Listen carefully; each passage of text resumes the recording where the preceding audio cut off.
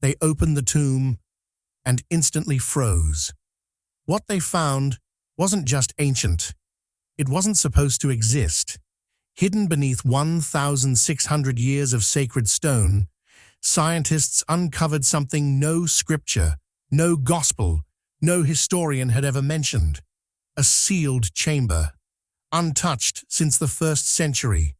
Not gold, not relics, not miracles, something silent, hidden, and almost impossible to believe. A secret that challenges everything we thought we knew about one of the most sacred places on Earth. What lies beneath that ancient tomb could change history forever, but no one was ready for what came next. Before we dive in, smash that like button and subscribe. They weren't supposed to dig that deep.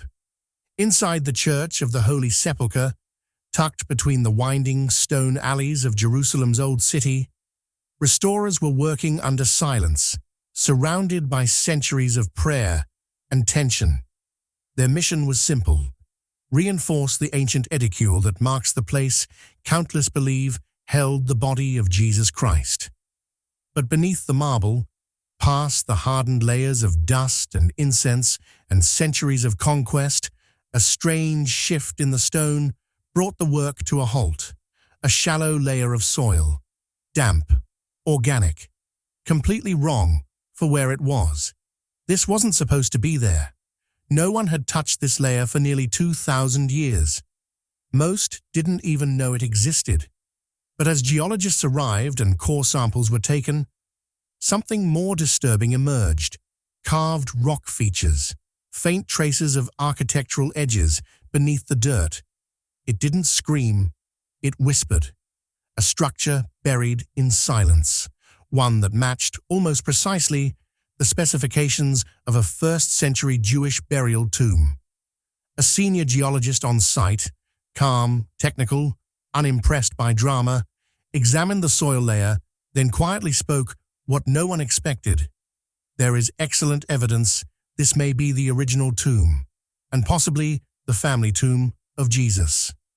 There were no cameras, no crowd, no miracle light from heaven, just cold data and breathless stillness, like the ground itself had finally decided to speak.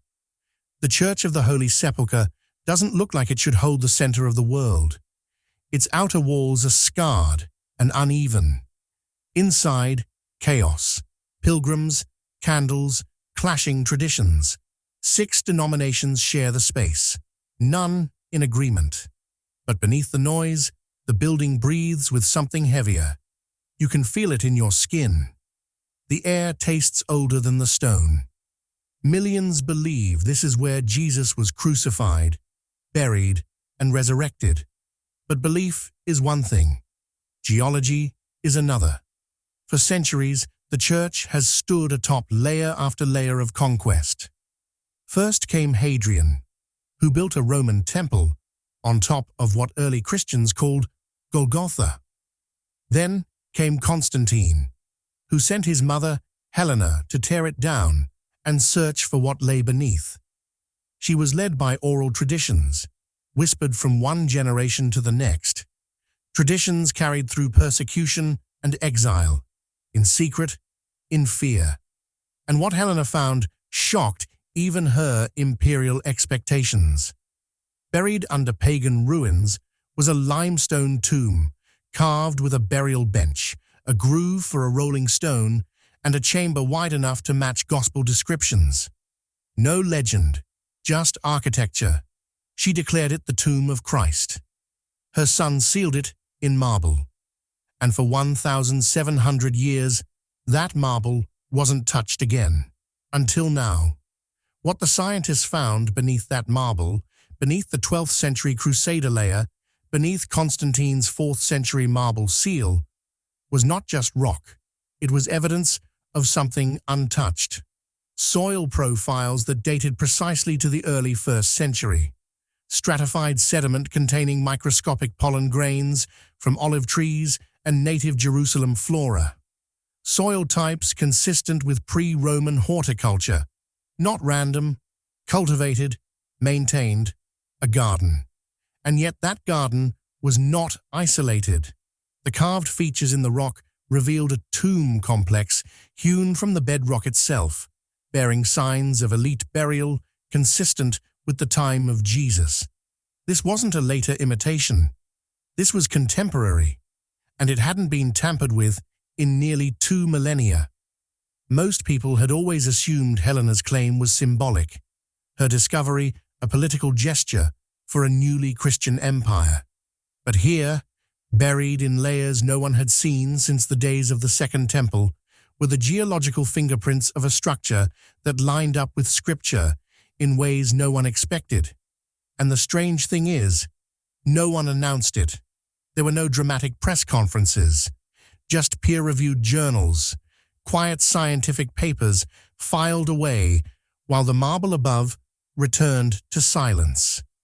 But those who read between the lines knew something had shifted, because beneath the holiest site in Christianity, there was now physical evidence, not just belief. And that evidence wasn't just speaking, it was aligning, line by line, with the gospel accounts. The silence beneath the stone was breaking. Buried truths were clawing their way back into the light, confirmed not by faith alone, but by carbon dating, stratigraphy, and architectural symmetry. And with each layer pulled back, so too were the doubts buried for centuries. But even after Helena sealed the tomb in marble and Constantine raised a basilica over it, doubts never fully died. For centuries, whispers of uncertainty echoed through the scholarly world. Was Helena's discovery truly divinely guided, or simply a political maneuver? Could oral tradition really survive 300 years of destruction, diaspora, and Rome's wrath? Critics argued that too much time had passed. That memory fades. That faith isn't evidence. The Church of the Holy Sepulchre stood like a monument to those doubts, revered by millions, questioned by historians, and protected so fiercely that further excavation was nearly impossible. Layers of architecture, belief, and fear pressed down on the site like sediment. No one dared dig, not under the holiest ground on earth. But centuries of silence couldn't bury every question, and science was never going to stay away forever. Quietly, discreetly, a team of archaeologists returned. They didn't use shovels, they used sensors, core samplers, and micro-imaging. They couldn't risk disturbing the sanctity of the site, but what they found under the chapel floor didn't point to legend. It pointed to something much older, much more alive. Instead of religious artifacts or imperial coins, the samples pulled from beneath the tomb revealed ancient botanical traces, soil rich in decomposed plant matter, fragments of pollen, and hidden channels once carved by flowing water. This wasn't random sediment. This was cultivated ground, and that changes everything, because the Gospel of John says something peculiar, that Jesus was buried in a tomb, inside a garden. For centuries, many dismissed it as metaphor, a spiritual image. But what if it wasn't? The soil analysis didn't suggest just wilderness. It hinted at human-tended land, a place where water flowed, where olive trees might have stood, where vines could have wrapped their way towards sunlight. A literal garden, hidden beneath marble, mosaics, and centuries of church stone. And suddenly, Helena's seemingly miraculous identification didn't feel so impossible. Her journey in 326 AD had no sonar scans, no ground-penetrating radar, no stratigraphy maps. All she had was oral tradition, stories passed through families who had survived sieges, slavery, and scorched earth campaigns. And yet somehow she led an imperial delegation straight to a rock-cut tomb, positioned inside what we now know was once a living garden. Modern scholars had long written her off as naive, at best, lucky, at worst, driven by politics. But now, the data is pushing back. The tomb she identified matches the gospel descriptions down to architectural detail. The surrounding geology confirms a garden environment, and the orientation of the site, even the water channel placement, aligns with what Jewish burials of the Second Temple period required. This wasn't random. This wasn't symbolic. This was targeted, intentional, and eerily precise. And as the layers of dust and dogma fall away, a new possibility rises, that Helena's so-called superstition may have been rooted in something more enduring than belief. It might have been right, and if she was right, then everything the modern world thought it knew about Jesus' final resting place, about where the crucified man was actually laid to rest, must now be re-examined. Because Helena didn't just find a tomb, she might have preserved the only surviving link between scripture and soil, and that means what lies beneath the Church of the Holy Sepulchre could rewrite the entire narrative of biblical archaeology. But rewriting that narrative wouldn't come easily, because uncovering the truth beneath one of the most sacred sites on earth meant walking a minefield, not of stone, but of faith and politics. Archaeologists navigating the complex tapestry of religious sensitivities and political boundaries faced enormous challenges just to scan beneath the ancient church floor. Conventional excavation was out of the question. Disturbing the sacred site could ignite decades of controversy. So instead, they turned to cutting-edge, non-invasive technologies like ground-penetrating radar and delicate core sampling. These methods allowed them to peer deep beneath the marble and stone without cracking a single tile or offending centuries of devotion. What those soil cores revealed was staggering. Embedded within the layers were unmistakable traces of cultivated vegetation dating precisely to the 1st century, the era of the Second Temple and the crucifixion. Pollen grains and microscopic plant fibers indicated the presence of olive trees and grapevines, staples of ancient Judean horticulture. But these were no wild remnants scattered by chance. The patterns spoke of intentional, careful cultivation, garden-maintained crops nourished with precision and care. This was a living garden preserved in soil, waiting silently to tell its story. The timeline matched with uncanny exactness. The garden flourished during the same period when Jesus walked Jerusalem's streets, the same era when burial customs required tombs carved into rock, often nestled in groves or gardens outside the city walls. For centuries, Scripture had described a garden tomb, but until now, it had been largely dismissed as poetic metaphor or symbolic imagery. Yet here, science was confirming that the garden was very real. Botanical forensics provided the missing link between faith and fact. Analysis of soil chemistry revealed ancient irrigation channels beneath the surface, evidence of water carefully directed to nurture this sacred space. The layout aligned with known Roman and Jewish garden designs, reflecting an intentional landscape crafted for both beauty and function. Every detail fit seamlessly together, from the soil composition to the presence of Mediterranean crops, weaving a vivid tapestry that mirrored the Gospel of John's description. A tomb set within a garden. Nearby, the rock-cut tomb, long believed to be Jesus' burial site, sat quietly as if awaiting this very revelation. Its stone edges, burial niches, and even the grooves for the rolling stone matched gospel accounts with meticulous precision. For the first time, scripture and soil were no longer separate realms. They converged into a single, tangible truth.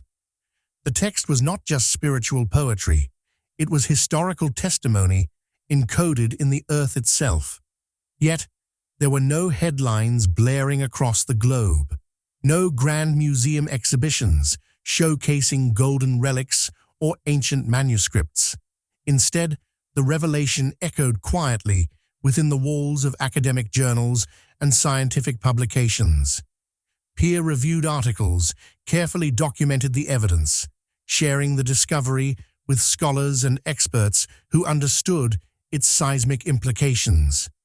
The world's most sacred garden had been found, not in myth or memory, but in the microscopic traces left by ancient hands. This was not a confirmation of faith or doctrine, but it was a profound shift away from blind belief. The garden was real. The tomb's location and surroundings aligned perfectly with scripture and archaeology. For believers, it offered a physical anchor for centuries of devotion. For skeptics, it was data that demanded reconsideration. If this seemingly small detail in the Bible, the garden tomb, could be validated, what other stories, once dismissed as metaphor, might also be rooted in literal history? The earth beneath the Church of the Holy Sepulchre whispered secrets that had long been buried beneath layers of doubt and tradition. And as science peeled back each layer, it invited the world to listen closely, to question what was once dismissed, and to consider that the ground itself might hold the truest stories of all. But it wasn't just academic. As the dust settled and scanners fell silent, something deeper lingered in the air. The data may have spoken to archaeologists, but the soil spoke to the soul. You could measure the strata, carbon date the charcoal, chart the botanical remnants, but none of it explained the hush that came next. Believers stood in silence, staring at the soil as if holiness had been unearthed, not in myth or metaphor, but in literal dirt. For centuries, faith leaned on tradition, on stories whispered through stained glass and candlelight. But now, that story had roots, real ones, tangible, botanical, measurable. The same earth beneath their feet once nurtured vines and olives that likely brushed against the robes of history's most mysterious man.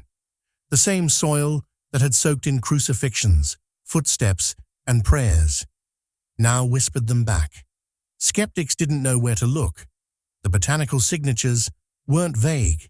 They matched exactly what would have been grown in a first-century Mediterranean garden, down to irrigation traces and nutrient maps. This wasn't a fluke or coincidental planting. This was cultivated space, cared for by human hands in the very time frame of the crucifixion. Even critics, who'd long dismissed gospel texts as theological metaphor, found themselves pausing, rereading, running the numbers again. But the data didn't blink. Universities that once housed dismissive papers began drafting retractions. Some professors, whose entire careers were built on denying the historical context of biblical geography, quietly changed the topics of their lectures. It wasn't that belief had won. It was that nature had testified, and its memory was unedited. Pollen doesn't lie. Roots don't exaggerate. Dirt doesn't play politics. And then, something even more unexpected happened. Interfaith scholars, Jewish, Christian, Muslim, began to converge on the idea of shared sacred memory. Not just religious stories, but actual locations where those stories intersected. The tomb wasn't just a Christian relic anymore. It had become a shared archaeological heartbeat, anchored in a moment all three traditions had touched in some way. The garden that bloomed 2,000 years ago had bloomed again, not in vegetation, but in dialogue. The boundary between myth and memory had started to dissolve. Geological cores and sacred text began to echo each other.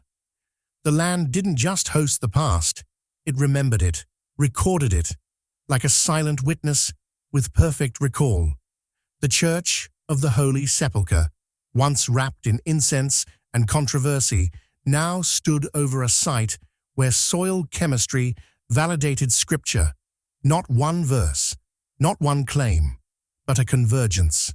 That changed everything. For the first time, skeptics, scientists, and theologians were using the same terms in the same sentence. first-century horticulture, gospel accuracy, topographical consistency, temporal overlap. What had been poetic was now physical. What had been metaphorical now had mass and volume. No, the resurrection wasn't proven. That remains in the realm of faith. But what was confirmed? The setting, the backdrop, the coordinates. The garden tomb described in John wasn't literary flourish. It was a location, a maintained, cultivated garden with a tomb hewn from rock, exactly where Scripture said it was.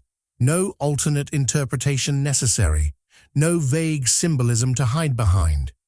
And suddenly, every other long-dismissed detail in the Gospel of John snapped into new focus. The spices, the shroud, the proximity to a garden, all of it moved from religious coloring to historical documentation. What else had we overlooked as metaphor that might actually be memory? Tradition had kept science out of holy sites for too long. Fear of desecration, fear of what might or might not be found. But what this proved was simple. You don't need to tear down walls to find truth. You just need to listen to the ground. Gently, respectfully, patiently. And this time, the ground spoke clearly. The Church of the Holy Sepulchre had become more than a destination for pilgrimage. It was now part sacred site, part scientific archive, an altar over evidence, a sanctuary draped in data. And none of it required relics, no splinters of the cross, no nails, no bones, just soil. Honest ancient soil with a memory stronger than marble. What survived wasn't just the tomb, but the environment that surrounded it. The garden hadn't been washed away by time. It had imprinted itself beneath centuries of stone and soot. And by recovering it, we didn't just validate one passage, we reframed how we read Scripture altogether. Because Scripture didn't need to be proven. It needed to be respected as a potential historical witness, not just a theological one. And the implications are seismic. If this garden was real, if this tomb was adjacent, then how many other spiritual symbols might have literal locations, structures, dimensions? And if one survived for 2,000 years, how many others lie hidden, buried beneath chapels, mosques, and streets paved over by centuries of conquest and empire? The city of Jerusalem is a palimpsest, history written, erased, rewritten, layered in stone. Every square meter could contain stories science is finally equipped to hear. The only question is whether we'll listen, because what was uncovered wasn't just archaeological, it was emotional, cultural, intergenerational. A crack appeared not in a wall, but in our assumptions. The split wasn't in stone, it was in silence. And now, that silence is gone. The garden is not just a relic of faith, it's a bridge between disciplines, a location where science and spirit shake hands instead of pointing fingers. It demands a new kind of reverence. Not blind faith, not blind rejection, but something in between, something honest. Because sometimes the greatest revelations don't come with fireworks or fanfare. They come in the form of a root curling through ancient sediment, a moisture reading that confirms past irrigation, a trace mineral that proves cultivation. Truth doesn't always arrive in thunder. Sometimes it arrives in dirt. And when it does, it doesn't just challenge what we believe, it redefines how we believe. It opens the door for new questions. Not, was it true? But what truth have we buried? So as pilgrims now kneel beside the tomb, they don't just kneel in devotion, they kneel in discovery. The very ground beneath them has spoken. And what it said didn't just shake the church, it shook the world. If this revelation left you speechless, imagine what's still waiting beneath centuries of silence. Like, share, and comment what you think this changes. And don't forget to subscribe, because the next truth buried in stone might rewrite everything we thought we knew.